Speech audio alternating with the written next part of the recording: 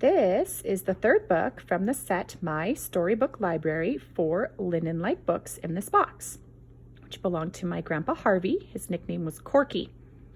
And this is vintage Denver history. It says, "To a good little child from Santa Claus, compliments of Toyland on the 4th floor of the Denver Dry Goods Company, where Denver shops with confidence. Come and visit often."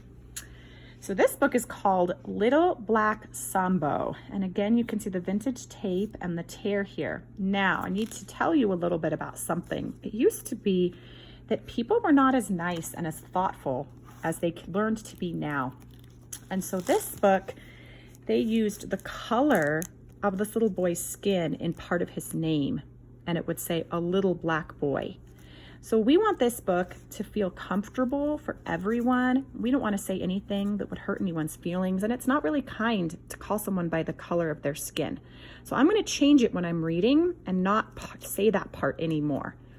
But I wanted you to know about the history because I think it's important to know about the history. Because we don't ever want to forget, because we want to make sure that we're always being more and more kind than we ever were before, and being thoughtful about everyone's feelings and not just being stuck in old ways. So this is called The Story of Little Sambo. Once upon a time, there was a little boy, and his name was Little Sambo, and his mother was called Mumbo, and his father was called Jumbo. And Mumbo made him a beautiful little red coat and a pair of beautiful blue trousers.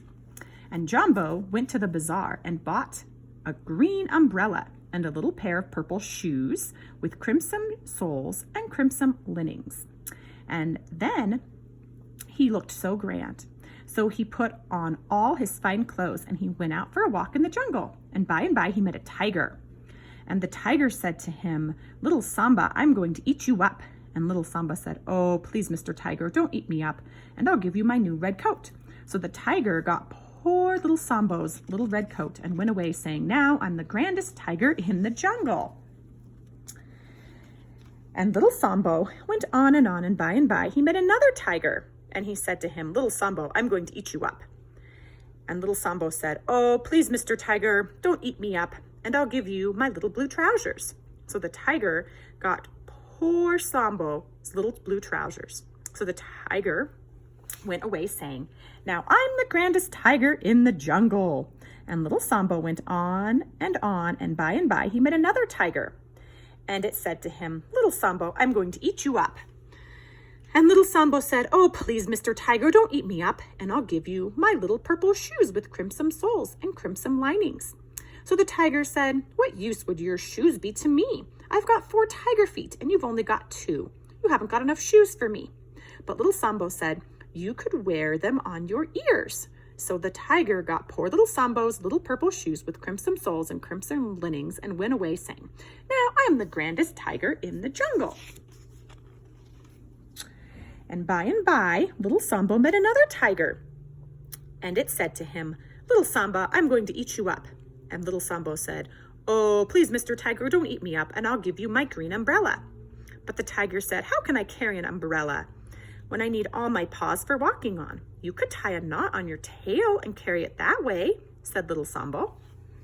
So he got poor little Sambo's green umbrella and went away saying, "Now I'm the grandest tiger in the jungle." And poor little Sambo went away crying because the cruel tigers had taken all his fine clothes.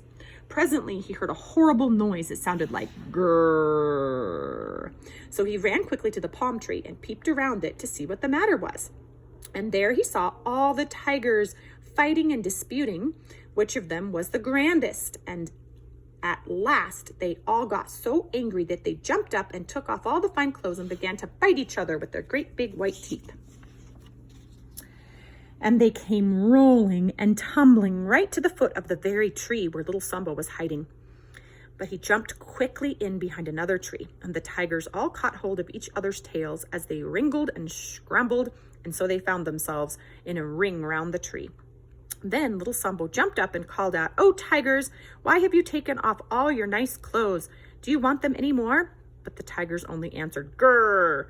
Then little Samba said, "If you want them, say so, or I'll take them away." but the tigers could not let go of each other's tails, and so they could only say grrr. So little Sambo put on all his fine clothes again and walked off, and the tigers were very, very angry, but still they would not let go of each other's tails, and they ran still faster and faster till they all just melted away, and there was nothing left but a great pool of melted butter, or ghee as it is called in India, round the foot of the tree. Now Jumbo was just coming home from his work when a great big brass pot in his arms, when he saw what was left of the tigers, he said, "Oh, what lovely melted butter. I'll take that home to Mumbo for her to cook with." When Mumbo saw the melted butter, wasn't she pleased? She got flour and eggs and milk and sugar and butter, and she made a huge big plate of the most lovely pancakes. And then they all sat down to supper, and Mumbo ate 27 pancakes, and Jumbo ate 55, but little Sambo ate 169 because he was so hungry. The end.